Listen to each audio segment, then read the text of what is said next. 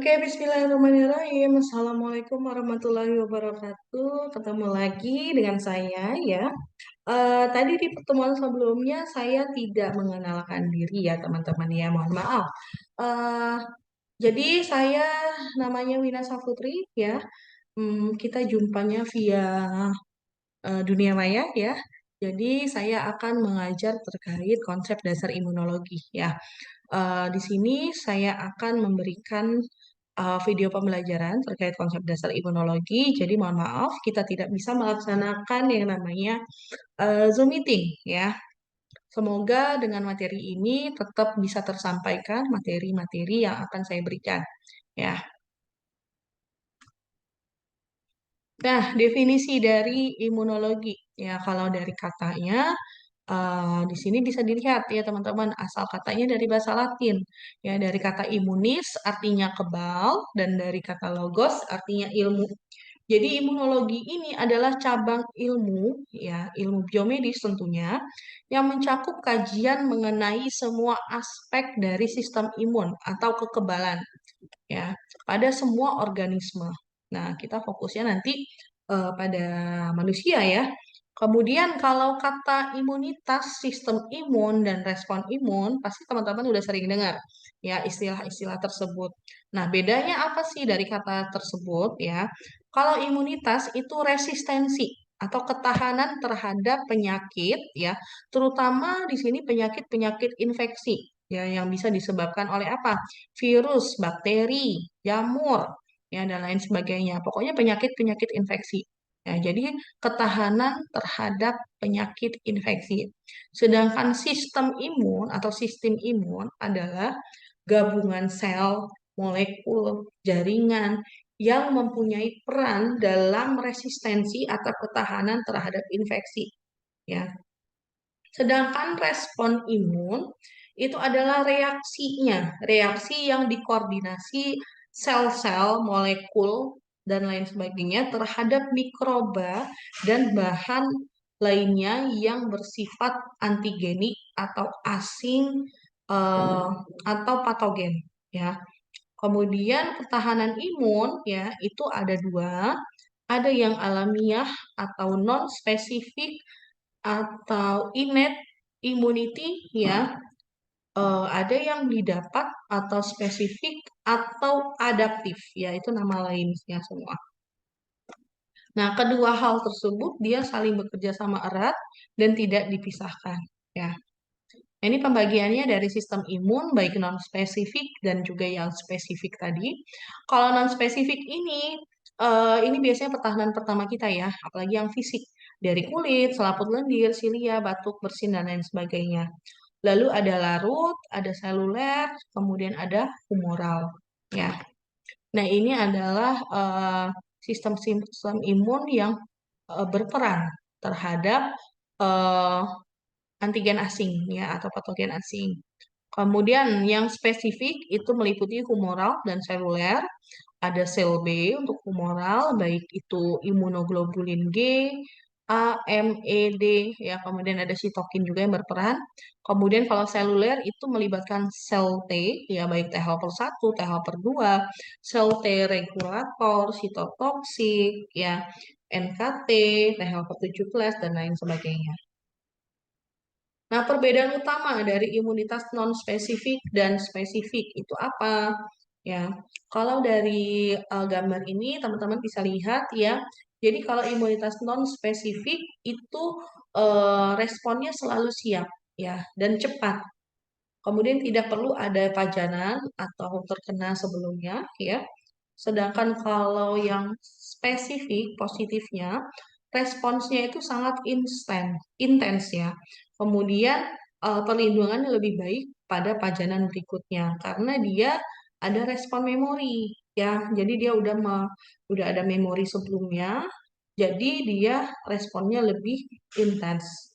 Negatifnya dari imunitas non-spesifik itu bisa berlebihan, ya bisa menimbulkan reaksi hipersensitivitas, ya. Kemudian bisa juga terjadi kekurangan memori karena dia baru pertama kali ini terkena, ya. Kemudian negatifnya dari imunitas spesifik itu tidak siap sampai terpajar alergen ya karena dia eh, pokoknya dia nggak siap gitu negatifnya ya sampai dia terpajan alergen, kemudian responnya sangat lambat, butuh waktu berhari-hari. Nah, ini mekanisme utama dari imunitas spesifik dan non spesifik. Jadi dia kalau yang innate immunity atau yang imunitas non spesifik itu kan pertahanan pertamanya tadi ada fisik ya, ada humoral, ada biokimia dan lain sebagainya. Jadi kalau dari fisik itu dari epithelial barriers ya atau dari kulit ya. Jadi kalau ada mikroba atau ada patogen asing lainnya ya yang menghalau awal itu epithelial barriers atau bagian kulit. Ya, kemudian kalau misalnya sudah lewat kulit, ternyata dia masih tembus nih ya. Tapi biasanya juga ada dulu biokimianya ya dari keringat kita ataupun dari sekresi lainnya ya yang bisa menghalau si mikroba tersebut. Kemudian masuk ke dalam tubuh kalau dia lolos ya, nanti ada si fagosit lainnya yang berperan ya. Bisa ada sel apa ya? Sel fagositnya ya. Ada monosit, ada eh, basofil ya dan lain sebagainya. Pokoknya dia ada mononuklear, ada polimononuklear ya. Sorry, kepencet. Terus nanti dia ada komplement, ada NK sel dan lain sebagainya. Pokoknya ini sel-sel imun yang berperan pada tahapan innate immunity ya. Nah, innate immunity ini tadi berlangsungnya kan cepat ya. Jadi kalau ada pajanan ya atau ada mikroba asing atau ada antigen asing, nah respon imun kita itu dalam hitungan jam itu langsung berperan ya. Jadi dari 0 sampai 12 jam. Nah, itu yang menghalau ya. Jadi tentaranya yang pertama kali yang menghalau itu innate immunity dalam hitungan jam. Kemudian eh, kalau yang adaptif atau yang spesifik itu makan waktu, butuh waktu berhari-hari. Karena nanti perannya dari si sel B limfosit sama sel T limfosit. Ya, di mana kalau di sini B limfosit itu nanti akan mengeluarkan antibodi-antibodi spesifik terhadap mikroba tertentu, ya. Sedangkan limfosit juga dia akan mengeluarkan efektor T sel, ya bisa jadi mengeluarkan sitokin-sitokin, ya untuk menghalau si mikroba tersebut. Nah, ini perbedaan sifat ya dari sistem imun spesifik sama non spesifik, dari resistensinya, kemudian spesifikasinya, dan lain sebagainya. Nanti teman-teman bisa baca di tabel ini. Nah, ini non spesifik atau innate immunity ya. Jadi kita bahas satu-satu. Non spesifik itu apa sih perannya dari tabel, sorry, dari bagan yang tadi saya tampilkan di awal-awal slide ya. Ini kita bahas satu-satu. Nah, kalau innate immunity ini berupa komponen normal tubuh yang selalu ditemukan pada individu sehat dan siap mencegah mikroba masuk tubuh dan dengan cepat bisa menyingkirkan mikroba tersebut. Ya, disebut non-spesifik karena tidak ditujukan terhadap mikroba tertentu. Ya, dan telah ada dan siap berfungsi sejak lahir. Ya, salah satunya tadi kalau fisik dari kulit, ya, kemudian dari refleks batuk bersin itu termasuk non spesifik ya karena dia tidak tidak spesifik terhadap mikroba tertentu ya siapapun mikrobanya apapun mikrobanya dia dengan sigap cepat menyingkirkan mikroba tersebut gitu. Kemudian merupakan pertahanan terdepan ya tadi saya bilang dia tentara awalnya nih tentara yang menghalau pertama kali ya. Kemudian dalam menghadapi serangan mikroba dan dapat memberikan respon secara langsung. Nah, yang pertama fisik atau mekanik tadi ada kulit, ya ada selaput lendir kalau di daerah hidung ya, kemudian silia saluran nafas ya. Jadi saluran nafas kita kalau teman-teman belajar anatomi ya, itu kan ada silia-silia di saluran nafas ya. Nah, itu ternyata fungsinya untuk menyaring ya, menghalau mikroba yang masuk ke dalam tubuh ya atau antigen asing. Terus refleks batuk, bersin ini juga garis pertahanan terdepan terhadap infeksi. Kemudian kalau kulit itu rusak akibat luka bakar ataupun karena luka yang lain ya, pokoknya kulit itu bisa rusak dan terbuka ya, jadi kulitnya tidak ada langsung ke eh, sel-sel di dalamnya ya langsung ke daging dan lain sebagainya kan kebuka tuh. Jadi resiko infeksi ya itu pasti lebih tinggi karena pertahanan fisiknya itu sudah tidak ada ya. Kemudian pertahanan biokimia ya. Jadi kebanyakan mikroba itu ternyata eh, bisa tembus ya masuk ya ke dalam tubuh ya. Jadi dia bisa menembus kulit yang sehat, kemudian beberapa dapat masuk ke tubuh melalui kelenjar sebaceus ataupun folikel-folikel rambutnya. Nah, dengan adanya pH asam keringat, sekresi sebaceus, dan berbagai asam lemak lainnya yang dilepas kulit ya, itu mempunyai efek denaturasi terhadap protein membran sel sehingga bisa mencegah infeksi ya. Nah, ada juga ya kalau biokimia banyak kalau di apa ludah, air mata, air susu ya ada si lisozim yang bisa melindungi tubuh terhadap kuman ya, terhadap sorry, kuman gram positif ya. Kemudian kalau pada ASI ada laktooksidase, asam neuronomik itu terhadap antibakterial E. coli, Staphylococcus. Lalu di saliva ada laktooksidase juga yang bisa merusak dinding sel mikroba ya. Kemudian di lambung ada asam klorida, asam hidroklorida, enzim proteolitik dan lain sebagainya untuk bisa mencegah infeksi. Lalu enzim dan antibodi bisa disekresi oleh saluran nafas dan juga telinga untuk pertahanan biokimiawi berupa sekresi lilin. Nah, ini pertahanan eksternal tubuh ya. Jadi organisme penyebab infeksi itu kan macam-macam, virus, bakteri, jamur, protozoa, cacing dan lain sebagainya. Ya, bisa dari udara, dari makanan, air, kulit ya. Kalau di kulit kita atau di usus ya itu juga pasti bisa ada penyebab infeksinya. Walaupun flora flora normal tubuh kita itu pasti sudah ada bakteri-bakteri baik yang memang dia ada fungsinya dan berguna di dalam tubuh kita ya. Kemudian pertahanannya ya di sini ada teman-teman bisa lihat kalau pada mata, pada darah itu ada lisozim, ada imunoglobulin A, kemudian ada enzim-enzim ya. Kalau saluran nafas atau paru ada silia, mukus, refleks batuk bersin, kemudian ada juga makrofag alveolar dan lain sebagainya. Nah, ini mekanisme imunitas non-spesifik terhadap bakteri pada tingkat sawar fisik seperti kulit atau permukaan mukosa. Ya. Jadi bakteri yang bersifat simbiotik atau komensal yang ditemukan di kulit pada daerah terbatas itu hanya menggunakan sedikit nutrien, ya sehingga dia akan melakukan kolonisasi mikroorganisme patogen itu akan sulit terjadi ya. Kemudian kulit merupakan sawar fisik yang efektif terhadap eh, pertumbuhan bakteri ya. Jadi pertumbuhan bakteri bisa dihambat sehingga agen patogen yang menempel itu akan dihambat oleh pH rendah dan juga asam laktat yang terkandung dalam sebum yang dilepas oleh kelenjar keringat. Kemudian sekret di permukaan mukosa itu mengandung enzim destruktif yang bisa menghancurkan ya, seperti lisozim yang bisa menghancurkan dinding sel bakteri.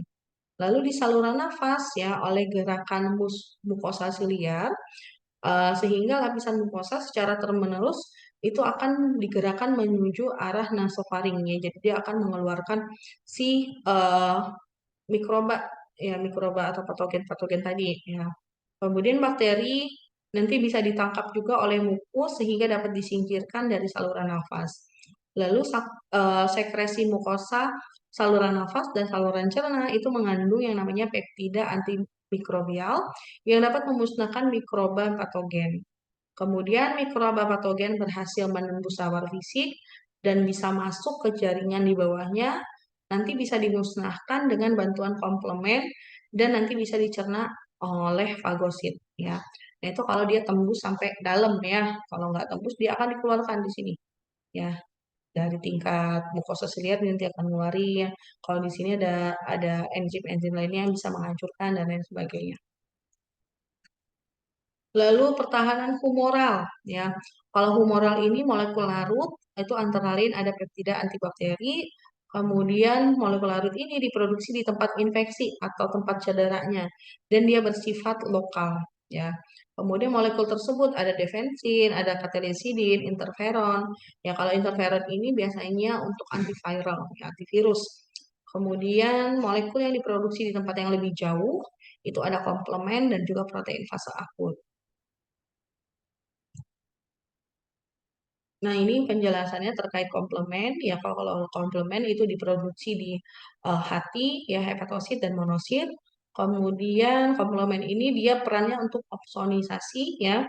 Kemudian bisa meningkatkan fagositosis dari sel-sel imun sehingga dia bisa memakan atau memfagosit dari mikroba tersebut, ya. Kemudian sebagai kemotaktik dan destruksi atau lisis bakteri dan juga parasit, ya. Kemudian diaktifkan secara langsung oleh mikroba atau produknya dengan jalur alternatif, ya, ataupun pada jalur klasik, ya. Nah, ini peran komplement, ya, untuk melisiskan bakteri, untuk kemotaksis, ya, untuk opsonisasi bakteri, ya. Kemudian ada protein fase akut. Ini peran-peran protein fase akut, ya, reaktannya banyak, ya. Di teman-teman bisa baca di tabel ini. Kemudian ada mediator asal fosfolipid, ya. Fosfolipid yang diperlukan untuk produksi dari prostaglandin dan leukotriene. Kemudian prostaglandin dan leukotriene ini berfungsi meningkatkan respon inflamasi, ya, melalui peningkatan dari permeabilitas vaskuler dan juga terjadi vasodilatasi. Lalu ada sitokin. Nah, sitokin ini yang berperan pada imunitas non-spesifik, itu ada interleukin 1, 6, dan juga TNF alpha atau tumor necrosis factor, ya. Eh, jadi selama terjadi infeksi, produk bakteri seperti lipopolisakarida itu bisa mengaktifkan makrofag dan juga sel-sel lainnya untuk memproduksi dan melepaskan berbagai sitokin. Ya, seperti IL-1 yang merupakan pirogen endogen, kemudian juga TNF alpha dan juga interleukin 6, ya. Jadi pirogen itu adalah bahan yang menginduksi demam yang dipacu baik oleh faktor eksogen, ya, dari endotoksin asal bakteri gram negatif atau endogen, ya, dari IL-1 yang diproduksi makrofag dan juga monosit. Nah, ini adalah faktor antimikrobial non antibody dalam plasma. Ya, tadi ada komplement, ada interferon, transferin dan lain sebagainya.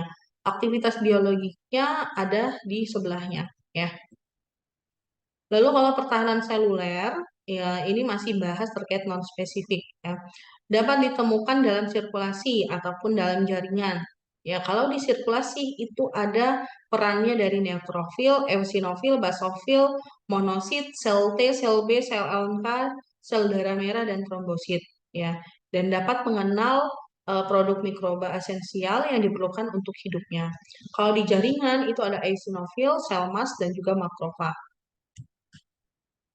Kemudian sistem fagosit makrofag, ya. Jadi kalau sel utama yang berperan dalam pertahanan non-spesifik itu ada sel mononuklear, kemudian ada polimorfonuklear. Kalau mononuklear ini dia adalah monosit dalam sirkulasi dan makrofag dalam jaringan, ya. Kemudian kalau polimorfonuklear ini masa hidupnya pendek, dia ada granul-granul yang berisikan enzim hidrolitik, laktoferin yang bisa bersifat bakterisidal, ya. Jadi dia bisa membunuh si bakteri tadi. Kemudian berperan dalam mengenali, menangkap, dan mengolah antigen, dan selanjutnya nanti bisa dipresentasikan ke sel T, ya. Nah, itu perannya dari si fagosit makrofag. Kemudian ini ada fungsi dari monosit. Jadi kalau fagosit tadi kan banyak, ya, ada monosit, ada makrofag dan lain sebagainya.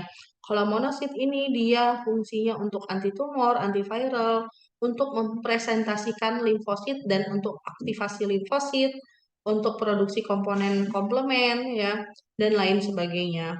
Kemudian di tabel ini ada lamanya sel imun non spesifik dalam darah, ya.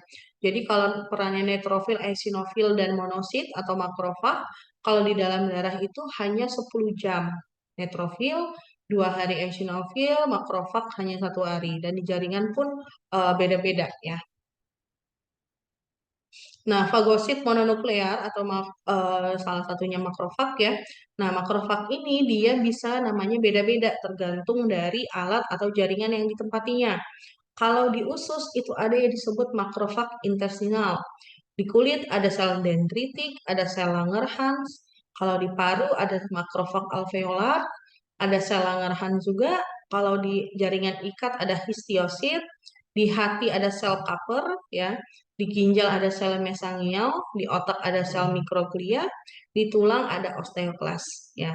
Fungsinya dari semua ini ya dia memfagosit ya atau memakan ya.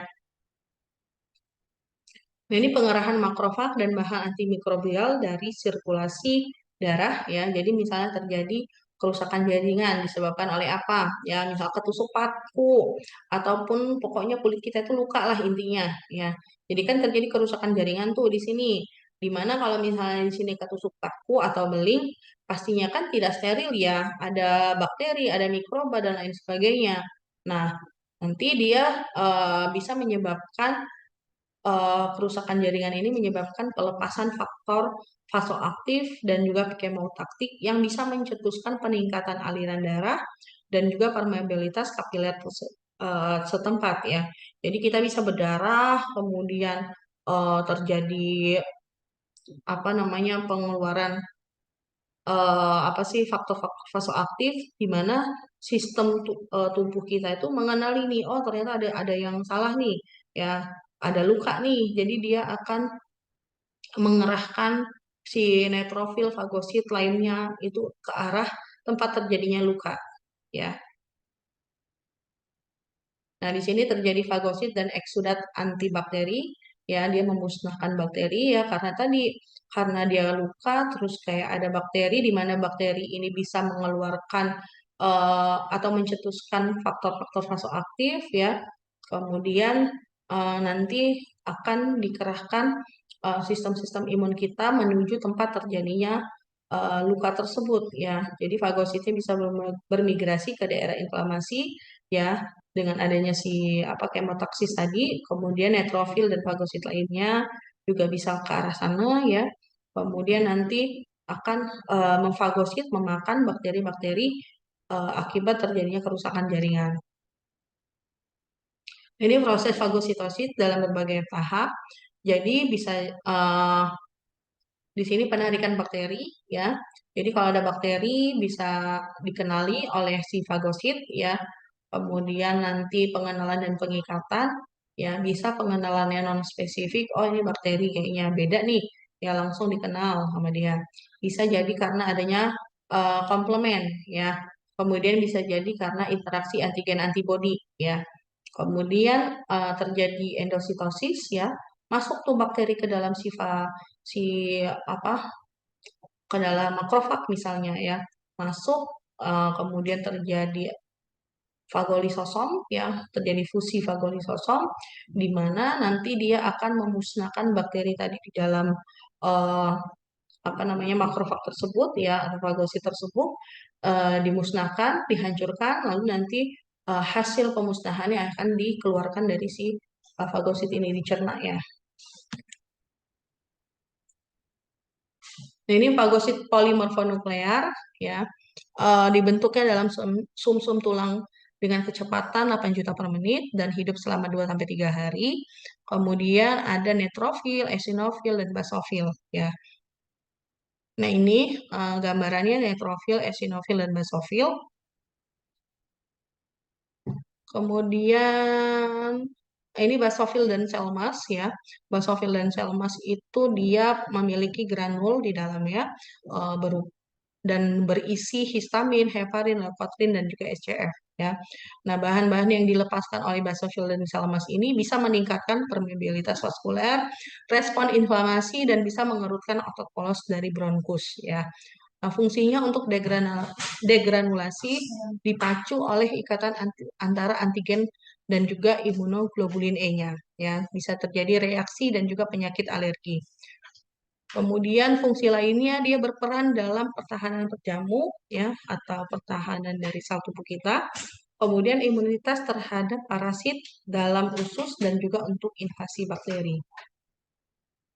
Nah, ini ada beberapa faktor yang memacu dari degranulasi sel mas ya. Di sini ada faktor genetik, kemudian ada juga dari non alergi atau non imun, bisa jadi karena pengobatan ataupun alergi terhadap antibiotik antibiotik tertentu ya, bisa memicu yang namanya degranulasi dari sel mas ya. Sel masnya mengeluarkan eh, komponen-komponen yang bisa memicu reaksi alergi ya. Bisa jadi makanan ya, dari makanan, dari infeksi alamiah, anafilaktosis, penjatuh fisis dan lain sebagainya. Ya, banyak ya faktor yang mempengaruhi. Kemudian ada sel NK atau sel null atau natural killer ya, atau sel killer. Nah, dia jumlahnya dalam sirkulasi itu 5-15%, sedangkan dalam jaringan ada 45%. Berasal dari kemampuannya yang dapat membunuh berbagai sel tanpa bantuan tambahan untuk aktivasi. Ya, hidupnya 5-6 hari. Nah, ini proses ADCC ya. Lalu ada sel dendritik. Dia dia menyerupai dendrit sel saraf ya. Fungsinya sebagai antigen presenting cell yang berperan pada awal pengenalan protein asing, lalu mengawali respon imunitas seluler dan humoral yang bisa mengaktifkan dari sel T naif, T helper, sel sitolitik dan juga sel B ya.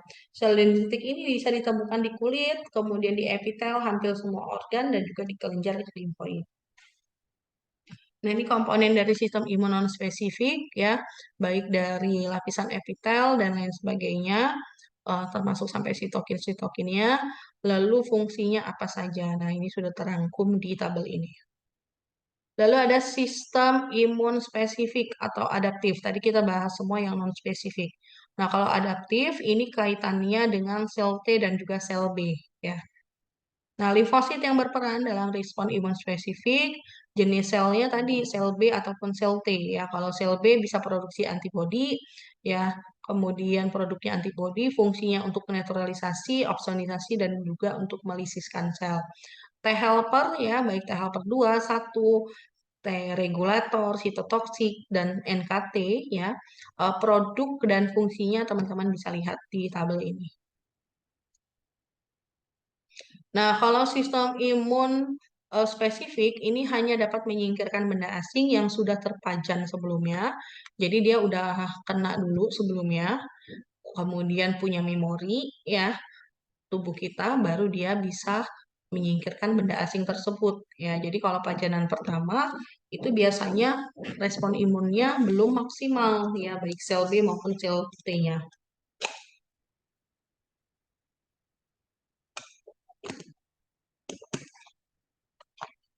Kemudian respon imun spesifik ini bisa bekerja tanpa bantuan dari non-spesifik.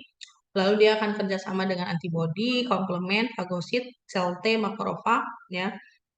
Dan sistem imun spesifik ini ada humoral dan juga yang seluler, ya. Kalau humoral tadi dia melepaskan antibodi ya, IgG, IgM dan lain sebagainya.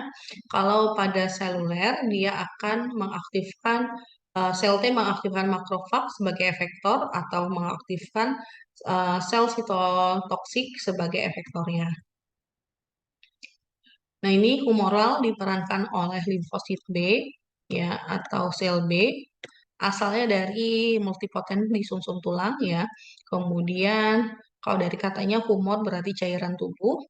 Nah, sel B ini dirangsang oleh benda asing atau patogen asing atau antigen asing, kemudian terjadi proliferasi dan diferensiasi dari sel B. Dari sel B ya berubah menjadi sel plasma, kemudian sel plasma ini akan memproduksi antibodi ya. Nah, antibodi yang dilepas itu bisa dijumpai di dalam serum ya. Fungsi antibodi pertahanan terhadap infeksi ekstraseluler, virus, bakteri serta untuk menetralisasi toksin. Nah, ini antibodi ya, bila darah dibiarkan membeku, akan meninggalkan serum yang mengandung berbagai bahan larut tanpa sel. Nah, bahan tersebut mengandung molekul antibodi yang digolongkan dalam protein atau globulin atau disebut imunoglobulin. Nah, ciri yang penting itu spesifitas dan aktivitas dari biologi yang fungsinya mengikat antigen dan menghantarnya ke sistem efektor pemusnahan. Nah, ini ya antibodi yang dikenal ada 5 kelas ya. Imunoglobulin M, imunoglobulin G, IgE, IgA, dan IgD. Ya. Kemudian kalau antibodi itu dia bentuknya kayak gini ya, bentuknya kayak huruf Y. Ya. Kemudian dia ada rantai, sorry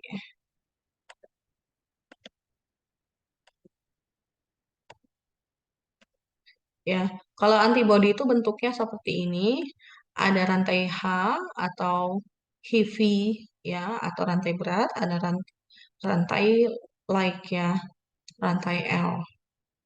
Kemudian regionnya ada region FAB, ada region FC ya. Nah ini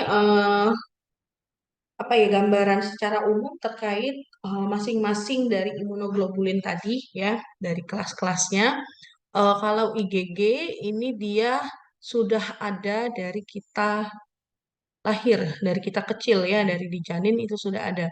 Karena kalau IgG ini bisa lewat plasenta ya diperoleh dari si ibu ya.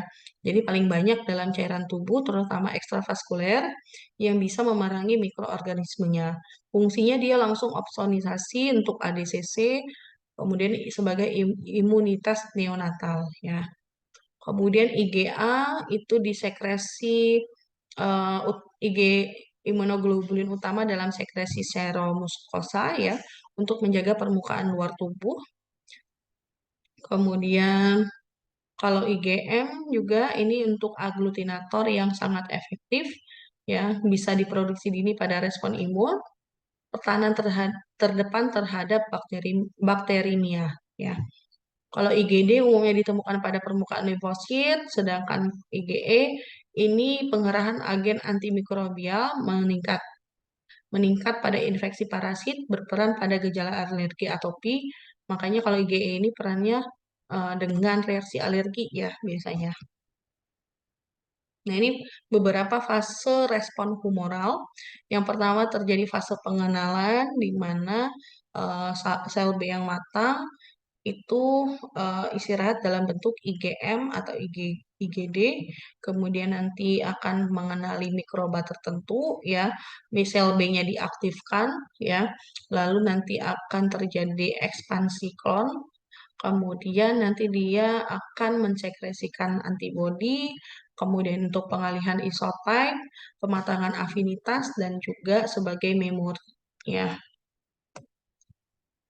Lalu ada sistem imun spesifik yang seluler. Kalau tadi yang humoral, perannya dari sel B. Kalau ini perannya dari sel T atau limfosit T ya. Jadi dibentuknya di sutul, ya diproliferasi di kelenjar timus. Nah ini adalah organ-organ yang membentuk ya sistem imun kita, ya yang mensekresi, yang membuat sistem-sistem imun kita ya ada timus, tonsil, dan lain sebagainya. Nah, ini organ-organnya. Kemudian seluler ini dia subset sel T yang bisa CD4, T helper 1, T helper 2 atau CDH, ada sel sitolitik, sel sitotoksik ya dan lain sebagainya. Fungsinya pertahanan terhadap bakteri intraseluler, virus, jamur, parasit dan juga keganasan. Kemudian sel CD4 atau T helper naif di mana dia ini si sel T ini dia nih belum tahu loh mau ngapain, belum tahu mau nyerang siapa. Ya dia masih naif ya. Kemudian nanti akan diaktifkan menjadi sel T helper 1 ya ataupun T helper 2 ya. Kemudian bisa mengaktifkan makrofag, kemudian makrofag bisa menghancurkan mikroba tersebut. Ya, kalau CCDH atau sel T sitotoksik ini bisa langsung memusnahkan sel yang terinfeksi, ya, terinfeksi, sorry. Nah ini asal pembentukan dari sistem imun ya sel-sel sistem imun kita tadi. Jadi asalnya dari pluripotensi yang sama dari bone marrow ya. Kemudian nanti dia akan membentuk untuk ada eritoblas, ada megakaryoblast ya, kemudian ada mioblas, kemudian monoblas dan juga apa ini ya, limfoid ya, limfoid stem cell. Nah, ini asalnya. Jadi kalau eh, darah ya, darah kita itu kan ada komponennya, ada sel darah merah ya, red cells, ada trombosit atau platelets ya, kemudian ada sel darah putih atau leukosit ya. Nah, yang menjadi tentara kita di dalam tubuh ya sebagai pertahanan tubuh atau sistem imun menghadapi mikroba, patogen, antigen asing lainnya itu adalah leukosit ya atau sel darah putih. Sedangkan kalau sel darah merah, nah ini asalnya kayak gini ya dari eritroblas menjadi basofilik eritroblas dan seterusnya membentuk eritrosit atau sel darah merah. Kemudian kalau trombosit atau platelets ya, asalnya dari megakaryoblast. Nah, peran sistem imun kita di leukosit ini ya. Kalau teman-teman lihat di sini banyak nih sistem imun yang berperan yang tadi sudah saya jelaskan. Ya, contohnya apa? Yang berfungsi sebagai fagositosis ya, yang bisa memakan bakteri atau mikroba. Ada neutrofil, ada eosinofil, ada basofil, ya, ada sel mas tadi yang bisa mengeluarkan granul-granul untuk melawan antigen asing ya. Ada basofilik dan lain sebagainya ya, basofil ini tadi. Kemudian dari monoblas ya bisa membentuk monosit juga. Monosit membentuk makrofag ya, makrofag tadi yang bisa memfagosit. Kemudian kalau dari limfoid stem cell ya itu bisa membentuk pribdi cell ya, kemudian membentuk dia limfosit, T limfosit ya, kemudian membentuk B cell ya, sel B. eh, Lalu nanti menjadi sel plasma yang menghasilkan antibody. Kemudian kalau T cell ini dia akan mengeluarkan sitokin tertentu. Nah, selain itu juga dia akan membentuk di sini natural natural killer atau sel NK tadi. Nah, ini fungsi sel T ya. Teman-teman bisa lihat di sini dari pengenalan, kemudian nanti akan eh, mengeluarkan efektor-efektor yang berfungsi ya. Kalau sel B untuk netralisasi, aktivasi, inflamasi, sel T helper, sel sitoskopik dan lain sebagainya. Nah, ini fungsi efektor yang teman-teman bisa lihat di sini. Ini juga fungsi dari subset sel T helper ya. Ada T helper 0 ya, di mana dia T helper tersebut belum matang nih. Ya, kemudian nanti dia akan eh, apa namanya terjadi proliferasi, diferensiasi ya dari T helper 0 menjadi T helper 1 ya, mengeluarkan apa namanya sitokin interferon gamma ya untuk aktivasi efek bakterisida dari makrofag. Sedangkan T helper 2 itu bisa mensekresikan si interleukin 4, interleukin 5 ya dan lain sebagainya ya. Ini perkembangan CD4 menjadi subset sel T helper 1 ya. Eh, Lalu ini perbedaan imunitas humoral dan seluler ya.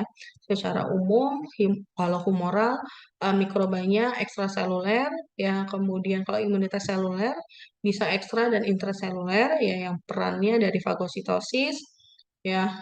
Kemudian respon limfositnya itu ada sel B, T helper sama sel sitolitik ya. Ini perkembangan sel B dan sel T seperti yang tadi pematangannya tadi ya. Lalu ini ciri-ciri limfosit naif, efektor dan memori. Nah, selesai materinya ya, jadi tidak perlu terlalu dalam. Yang penting dasarnya terkait sistem imun itu Pak teman-teman pahami semua.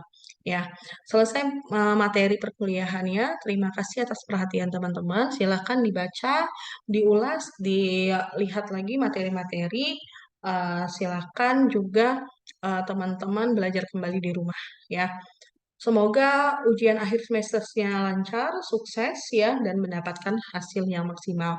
Terima kasih atas perhatiannya. Saya mohon maaf apabila ada kesalahan dan ada kekeliruan dalam pemberian materi. Saya akhiri wabillahi taufiq wa hidayah. Wassalamualaikum warahmatullahi wabarakatuh.